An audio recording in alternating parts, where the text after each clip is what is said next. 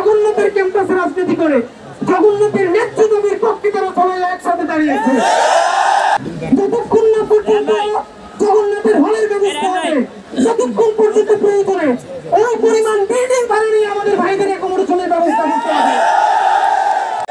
এখন সরকারকে জানাতে চাই, আমাদের বাবার সমতুল্য আমাদের শিক্ষকরা দুঃখ প্রকাশ করেছে অনাকাঙ্ক্ষিত ঘটনার জন্য।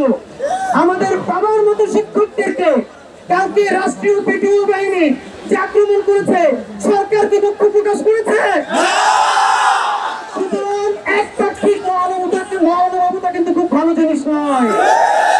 বন্ধুরা আমার, আপনার ভয় আসছেন এবং সার্ভিস আসেন এবং আমি নিজে দেখেছি এবং এই আন্দোলনে আমি আরেকটা ব্যাপার অদ্ভুতভাবে খেয়াল করেছি। আমাদের প্রত্যেকটা ক্যাম্পাসে ছাত্রদল, ছাত্র শিবির আরো অন্যান্য সবার মধ্যে কিন্তু ঝগড়াঝাটি আছে।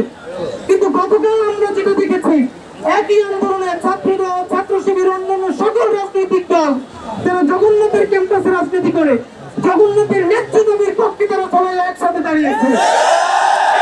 আপনাদেরকে বলবো, ছাত্রদল হোক, ছাত্র শিবির হন, বাকশাস হন, খেলাফত মজলিস বা যেই দলের হন, ইসলামী ছাত্র আন্দোলনে হন, আপনাদের নেতৃত্ব আদায় না হওয়া পর্যন্ত নিজেদের মধ্যে কাউকে বিভেদ তৈরি করতে দেবেন না।